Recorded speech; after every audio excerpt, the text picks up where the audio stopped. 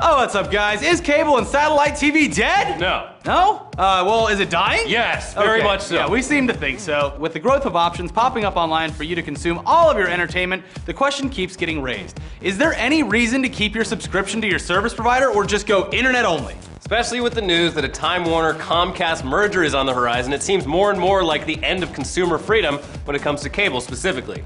But on to the freedom of content on the internet. Yes. The term we see used most often is cord cutting. Basically, you use services like Netflix, Amazon Prime, Hulu, YouTube, and numerous other streaming services available at Crackle. Yes. Available at your disposal to keep yourself entertained when you're not playing video games or, enjoying life outside the confines of your house or apartment. What?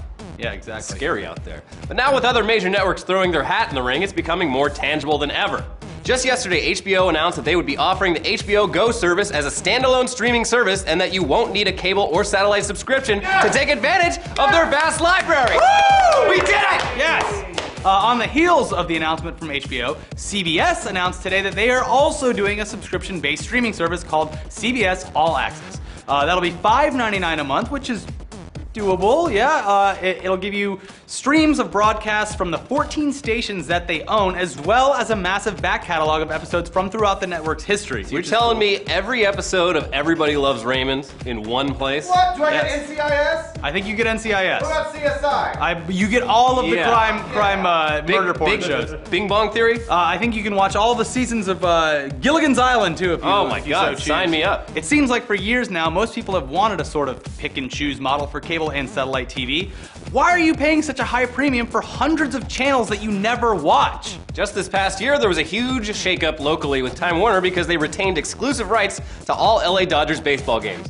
But that increased the monthly price for everyone, even if they weren't fans of baseball and were never gonna watch a game. But it looks like technology has finally caught up with the demand, not only on the side of the networks offering their shows online, but with hardware as well. You'd be hard-pressed to find someone, mostly younger tech-savvy people, without some sort of non-traditional entertainment solution in their home. Yeah, stuff like Xbox, PlayStation, Roku, Apple TV, Chromecast, and now the new Google Nexus player, just to name a I mean, few. my fucking Samsung TV does all this shit without even anything else. Smart TVs. It's great. Yeah. The hardware is there already, and it's just waiting to be taken advantage of by content providers. And these services also allow you to watch what you want, when you want.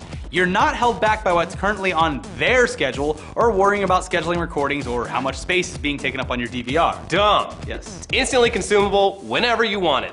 And that's the way we need it. Yeah.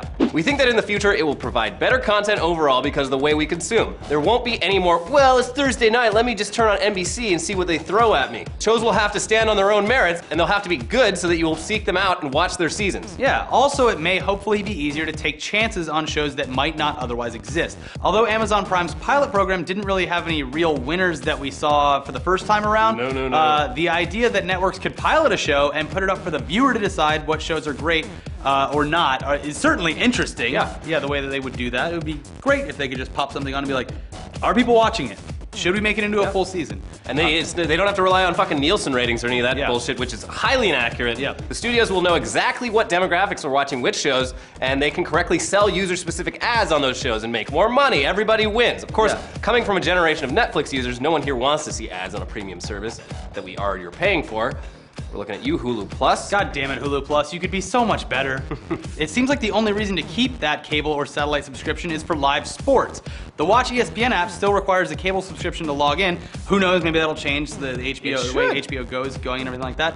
But every major sports league offers an online-only package to watch live games. It's just expensive. Some may argue that local and cable news is worth the price. But with the internet, sites like Twitter, Facebook, Reddit, and services like Feedly, which we use as our main newsreader, it's great. It seems like getting the news, and specifically the news you want, is easier than ever. Of course, all you really need to go to for news is just right us. here, so. Yeah. Moot point. So there you go. There's tons and tons and tons of options. Like, it's not just Netflix anymore. So people that complain about there not being enough stuff on Netflix, A, they've already watched so much shit, and that's where they're running out of shit to watch. Yeah. And B, there's plenty of other services.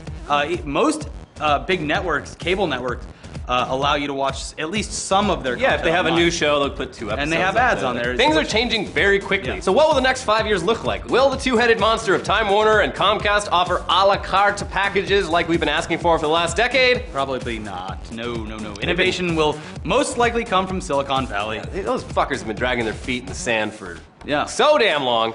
Google has actually made numerous attempts at taking over the living room. Some of you might remember the Google TV, which could have been really cool if anyone knew what the hell it was at the time. I have the Chromecast, and it works great. Google about 50% of the time makes a great product that they don't know how to market whatsoever, and that's what the Google TV was. Yeah, it's basically how they beta test stuff. They're just like, yeah, this product's probably done. Yeah. Give it a shot, tell us what's wrong with it. And then, of course, there's Apple. They've been rumored to release a television ever since the death of Steve Jobs. We haven't seen anything since that, other than a few measly updates to the little black box known as Apple TV. I like the Apple TV. I think it could be a lot better, but it's in the right direction. Yeah. Now, there still isn't a clear winner, but at least there are options, as opposed to the cable model, which is, what area do you live in? Here's what you get. There's one choice. Yeah. Most of the areas, it's one choice. There's very few You can where do you cable or satellite. Cable or satellite. A lot of places only have one option. Like Fios, I've been waiting for Fios to come to my area It's in LA. so selective. Yeah, it's very selective. But so it sucks, and it sucks when you have especially internet service providers. It's basically Comcast, Time Warner, and there's local options out there in America. There's like Charter and stuff like that. Right. But you're basically a slave to whatever service there is in your area. And it kind of underlines just like a basic concept of why capitalism is mostly a good thing, is competition. When cable companies have monopolies on areas, they don't have to work hard. Yeah. They fucking don't take their job provide seriously. mediocre service. Yeah, terrible service. So that's the scary thing, is the Time Warner Comcast merger is, to me, is fucking terrible. Yeah, they're not accountable to anyone. Yeah. So, well, what do you guys think? Are you still using cable or satellite subscriptions? Are you a so-called cord cutter? And if so, what programs do you use? I recently got onto Plex, and I think that's great. It's just basically like a media server. So anything you have on your computer, you can stream to your devices and TVs. So, but what do you guys use? Let us know in the comments below. I think they're all pirates. If you pirate, tell us. We're not going to tell anyone.